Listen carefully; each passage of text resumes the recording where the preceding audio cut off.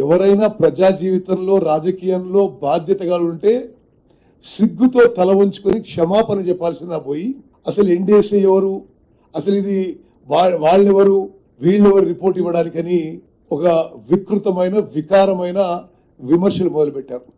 అందుకోసమే నేనేమనుకున్నానంటే సరే విషయం కూడా మొత్తం కూడా ఒకసారి మీ ద్వారా యావత్ తెలంగాణ ప్రజానీకానికి తెలవాల్సిన అవసరం ఉందని చెప్పి నేను మనం చేస్తున్నాను.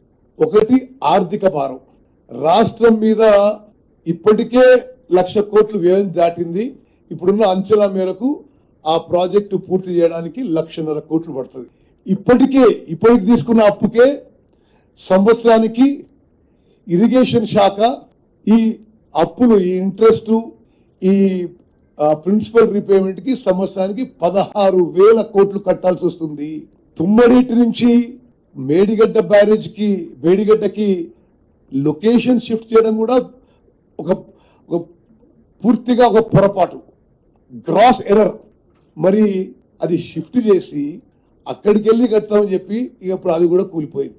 ఇప్పుడు వాళ్ళు పెద్ద పెద్ద మాటలు మాట్లాడుతున్నారు. కాబట్టి to set the record straight, Telangana ప్రజానీకానికి మొత్తం వాస్తవాలు తెలియజేయడానికి ఈ యొక్క ప్రెజెంటేషన్. ఈ నేషనల్ డ్యామ్ సేఫ్టీ అథారిటీ ఎవరు, అసలు వాళ్ళని కూడా కించపరిచే విధంగా బీఆర్ఎస్ పార్టీలో పెద్ద మనుషులు మాట్లాడడం ఇది చాలా చాలా దురదృష్టకరం.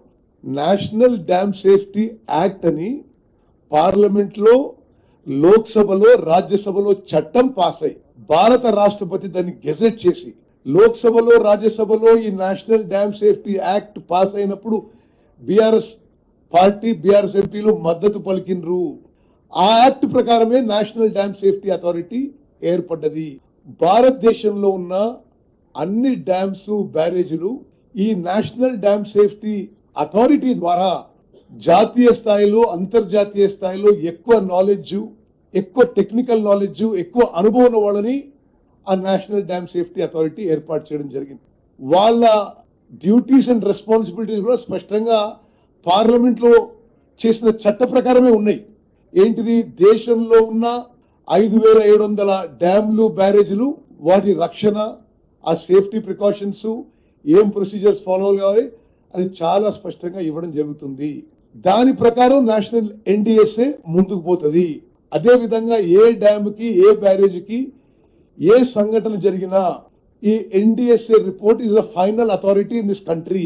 దానికంటే పెద్ద ఇంకా ఇంకేం బాడీ లేదు, టెక్నికల్ ఎక్స్పర్ట్స్ ఎవరు లేరు ఆ విషయాన్ని పరిశీలించడానికి.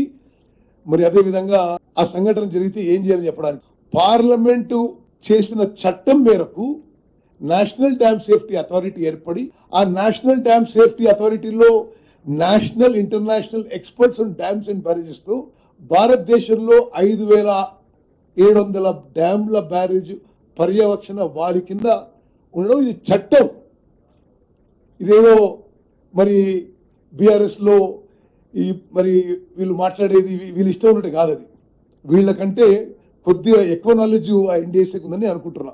అదే విధంగా ఇప్పుడు కొన్ని బ్యాక్గ్రౌండ్ ఇన్ఫర్మేషన్ పోవాలంటే, తుమ్మడి అట్టి దగ్గర నీళ్లు లేవు కాబట్టే మేము మేడిగడ్డ బ్యారేజ్ కి షిఫ్ట్ చేసామని పచ్చి అబద్దాలు మాట్లాడినరు.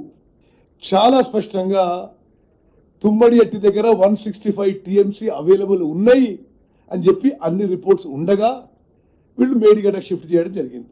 అదేవిధంగా కనీసం తుమ్మడి అట్టి దగ్గర ఇప్పటికన్నా బ్యారేజ్ కట్టుంటే ఉమ్మడి ఆదిలాబాద్ జిల్లా, నిజామాబాద్ జిల్లా కొంత భాగం నీళ్లు వచ్చేవి. అది తట్టిన మట్టి పోయకుండా వాళ్ళ హయాంలో తుమ్మడి అట్టి బదులు వారధ దగ్గర కడదామని చెప్పి మళ్ళీ ప్రపోజల్ ఇస్తే అది సిడబ్ల్యూసి ఇది టెక్నికలీ నాట్ వైబుల్ అని కొటేషన్.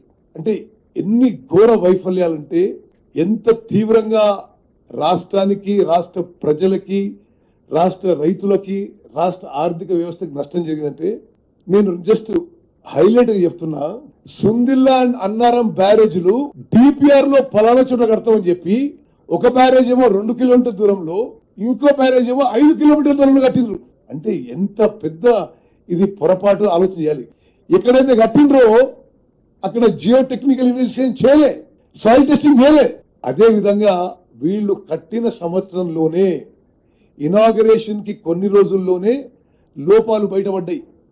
కానీ ఏ రోజు కూడా ఆ లోపాలు ఒప్పుకొని సరిదిద్దితే బహుశా ఇంత నష్టం, ఇంత ప్రమాదం జరగకపోయేదేమో. ఆ లోపాలు ఒప్పుకోలే, ఆన్ రికార్డు ఉన్నాయి. ఆ లోపాలన్నీ ఒప్పుకోలేదు. అదేవిధంగా ముందుకు పోయినరు. బ్యారేజ్ కి, డ్యామ్ కి తేవాదలు ఉన్న వాళ్ళు మొత్తం పర్యవేక్షణ. మరి బ్యారేజ్లలో it is only to regulate water. ప్రపంచంలో ఎక్కడ కూడా బ్యారేజ్లలో 2-3 టీఎంసీల కంటే ఎప్పుడు స్టోరేజ్ చేయరు.